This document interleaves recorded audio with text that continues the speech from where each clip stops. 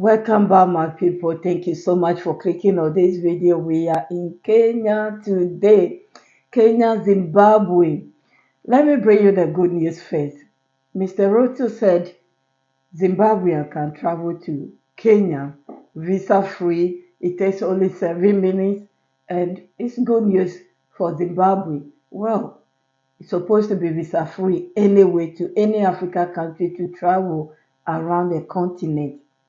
But yeah, he traveled all the way to Zimbabwe to tell them that, which is so nice of him. But I was thinking, the doctors are still on the street though. The doctors, I thought, like I made a video, I think it will come out today. Um, I thought they've ended this strike, but they are still there. They are not backing down. And Mr. Ruto said, no, I'm not also backing down. You remember he said that there's a budget and Kenya is overusing the budget. They are spending above their means.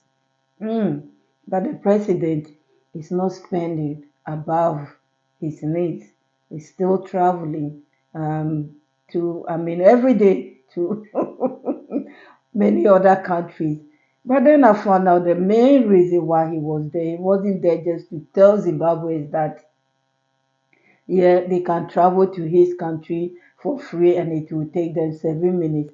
He was also praising the government for introducing their new currency. He was congratulating him on the sanctions that they have moved. From what I've seen, they are best friends. He also talked about something that is important to the whole continent, which is election for AUC chairperson. He was in Ghana when they talk about this, but then I didn't know more about it. So I did a bit of research and I come across something. But before then, let's listen to him when he announced to Zimbabweans they can come to Kenya for free the way they were happy. Let's listen to him, how he put it, and I'll be back for more. Thank you so much for your time. Let's listen. By restrictions on immigration to enable free movement of goods, services, and people, it is necessary for us to eliminate barriers that have been erected by restrictions on immigration and requirements of unnecessary travel documents, including visas. And that is why Kenya has removed all visa requirements for the people of Zimbabwe who want to visit Kenya.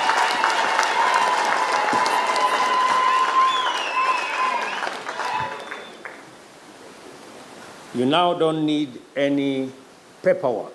All you need is a simple telephone and internet, and with 7 minutes in your hands. Like I said, they are going to travel for free. And then he was campaigning for this leader that I later on found out that he's the opposition leader for Kenya. Why would the president campaign for opposition leader to be AU a chairperson or chairman? I don't know, but I think there's something fishy going on because all the old cargoes has come together. Nigeria, even Nigeria ex-president has given a speech in support of this man. Ghana president, full support. Already Kenya, Mr. Ruto, full support, and other countries. I'm not sure about the other candidates, but I heard PLO Lumumba is also standing for it. And I don't know who are supporting PLO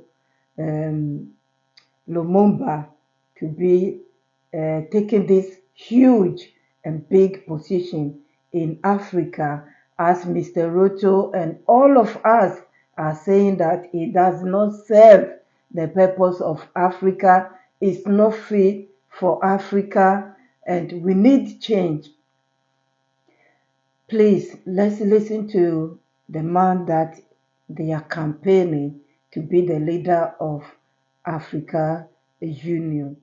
Africa is the richest continent on the planet Earth in terms of minerals and general raw materials.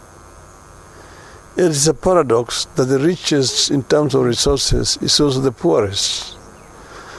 This is something that we need to reverse. And it can only be reversed if we as a continent marshal all our resources for the faster socio-economic growth of our continent. And African economies can complement each other.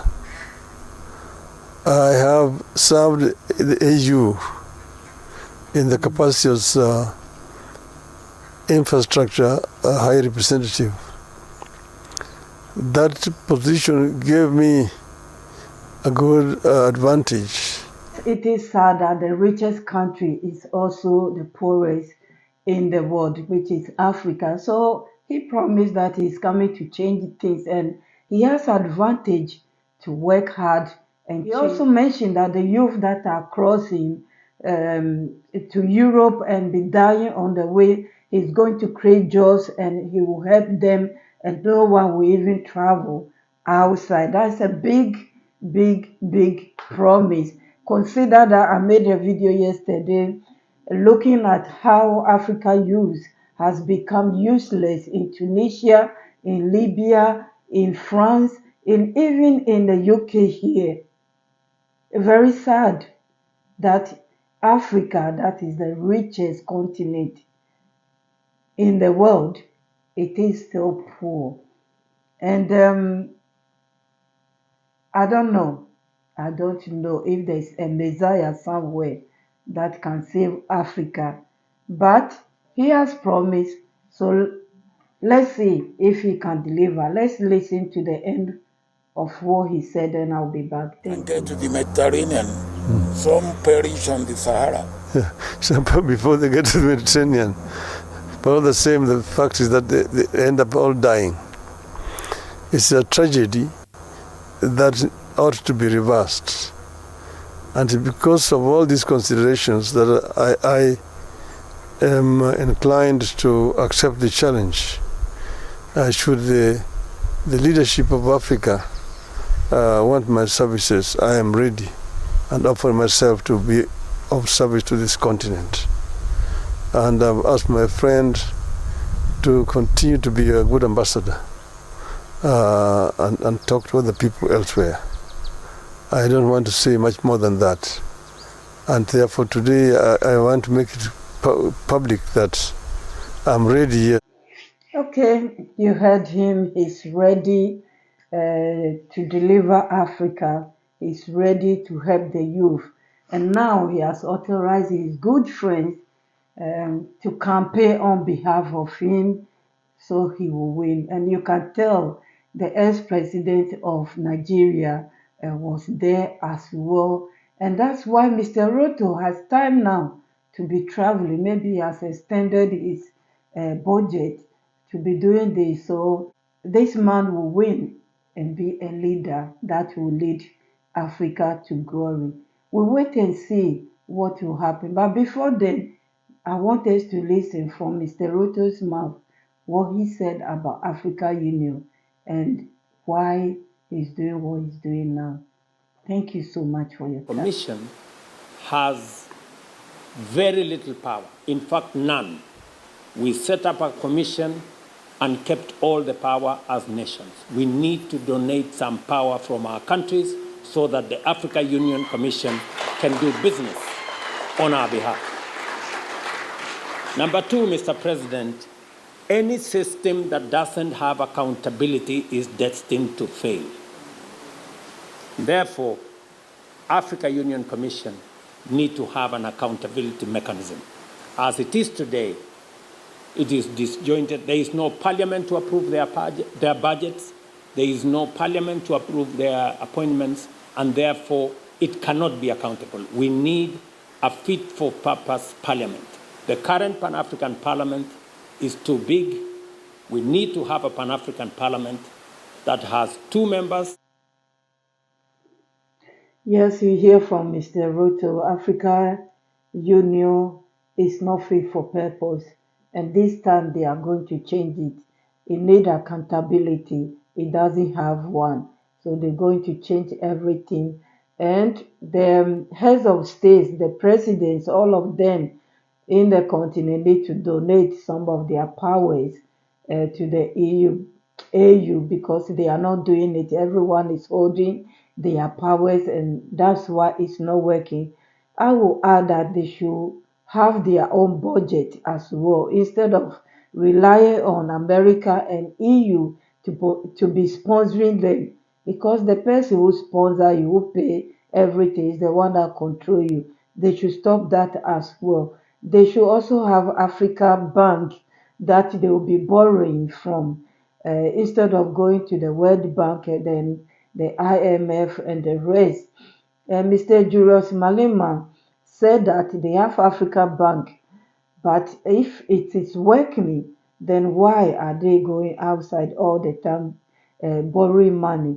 So they should make that one also to work. So they will not be, be begging others to help them. That's what we need. And yes, of course, we need the youth to stop traveling because Africa is the future. I came across another video that Mr. Ruto was justifying the reason why he cannot help the Kenya fraud now, because they already put money there for emergency. So, for example, I will call it assemblyman. Every constituency has their budget, and in their budget they have emergency money. So they have to use the money to help the people. So those who are criticizing the government, it's not the government's fault. But if the time comes and the government need to help, they will help. But not now. When it comes to road, rebuilding of road, bridges, and the rest, they will. But as at now, it's their duty to help. Others are calling for emergency in the country, so things will stop for them to be organized to help the people. I was watching a video. A tanker driver went into a river. I call it river. It's not a river. It was a road, but it turned into a river. It was that deep, and they went in. But he said they will not call emergency disaster yet. It's not up to that stage. I don't know now that I'm speaking if it has happened or not, but people are calling, and that's why he was interviewed by BBC and he put out this word. Let's listen to him, and after that I will end this video. That have been affected by the flooding. Almost all counties have been affected, but they're not able to offer complete support to the people who've been displaced. What would you have to say about that, considering the fact that these are county governments that are blaming the national governments? The instruments that have been built into budgets give every government at all levels, government at the national level, government at the county level, emergency resources. There is always room for any county to adjust their budgets to take care of emergencies.